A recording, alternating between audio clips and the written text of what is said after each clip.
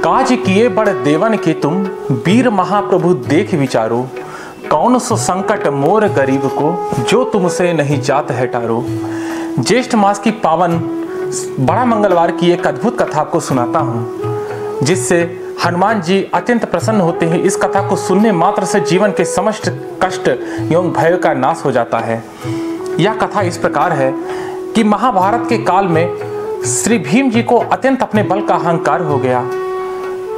उस अहंकार को देखकर भगवान श्री कृष्ण ने कहा, हे वीर हनुमान जी, आप ही भीम जी के इस अहंकार को दूर कर सकते हैं। श्री कृष्ण की माया से गंधमादन पर्वत से एक स्वर्णिम कमल पुष्प आकर द्रौपदी के आंचल में जा गिरा और उस के सुगंध से द्रौपदी इतनी मंत्र मुग्ध हो गई कि उन्होंने कहा, हे प्रिय, यदि आप मुझे एक कमल का पुष्प ना लाकर दे सके तो मुझे आपको अपना प्रिय कहने का कैसा हक है।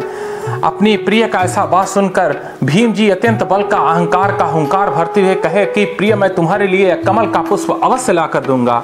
धरती पर कहीं पर भी होगा, स्वर्ग लोक पाताल छान कर तुम्हारे लिए पुष्प अवश्य ला कर दूंगा मैं।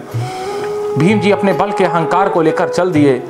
चलते चलते चलते वह उसी गंधमादन पर्वत पर जा पहुँचे जहाँ पे वह स्वर्णिम कमल पुष्प खिला हुआ था। लेकिन वहाँ पर हनुमान जी एक बुढ़े बंदर का भेष बनाकर वहाँ पर शयन कर रहे थे और वो अपनी पूंछ सहस्त्रों योजन लंबी खींच कर बैठे हुए थे। भीम जी के पहुँचने पर हनुमान जी से भीम जी ने कहा कि हे बुढ़े बंदर, थोड़ा अपनी पूंछ हटा ले, मुझे जाने का रास्ता दे, मुझे अपनी पत्नी के लिए एक स्वर्णिम कमल पुष्प चाहिए। हनुमान जी ने कहा, भैया, मैं तो ठहरा बुढ़ा बंदर, मेरे शरीर में तो उठने की जांगर नहीं है, थोड़ा तू ही मेरे पूंछ को किनारे कर दे भैया, तू तो नौजवान है। भीम जी ने कहा कि अरे, मेरे खींचने से तेरी पूंछ उखड़ ना जाए, इसलिए मुझे थोड़ा तेरी पूंछ को धीरे उठानी पड़ेगी। हनुमान जी ने हंसकर कहा, भैया उठा दो, तुम नहीं सहारा दोगे तो कौन देगा इस बूढ़े को। भीम जी ने बड़े प्रेम से पूंछ उठाने की कोशिश की, लेकिन पूंछ हिल नहीं रही। भीम जी ने थोड़ा ताकत और लगाया, सोचा पूंछ भारी होगी, और ताकत लगाया। यूँ ताकत लगाते लगाते अपनी शरीर की ओर 10,000 हाथियों का समस्त बल जाके लगा दिया, लेकिन उन्होंने उस पूंछ को टस से मस नहीं कर पाए। भीम जी को समझ में आ गया कि मेरे जीवन में ऐसा कोई बुढ़ा बंदर जिसका मैं एक पूंछ नहीं हिला सका, मेरे इस बल का क्या मतलब है। वह ध्यान से देखे तो जा करके हनुमान जी के चरणों में जा गिरे, कहे, आप कोई जरूर दिव्य ज्योति अवतार हैं, वरना ये पूंछ तो मैं कब का हिला देता।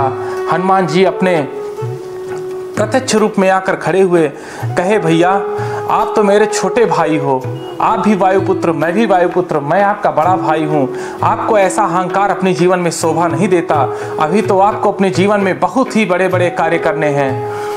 हनुमान जी के समझाने पर भीम जी का अहंकार टूटा और हनुमान जी के चरणों में भीम जी जा साष्टांग प्रणाम किए और कहा कि हे प्रभुवन पुत्र, हे महाबली, आप मुझे इस अहंकार से रक्षा किए, अब मेरी मदद करिए। हनुमान जी के आशीर्वाद देने पर श्री भीम जी को हनुमान जी ने आशीर्वाद दिया कि हे महाबली, जब भी तुम मेरा ध्यान करोगे मैं तुम्हारी भुजाओं में आकर के वास करूंगा। महाभारत के समय श्री भीम जी ने महाबली हनुमान जी का जब ध्यान किया तो हनुमान जी ने उनकी भुजाओं में आकर वो ताकत भर दी जिससे उन्होंने 100 कौरवों का वध किया।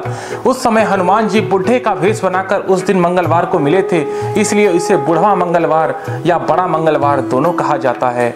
यही है इस दिव्य और ज्योति पावन दिव्य कथा पूरी होती है। जय श्री राम।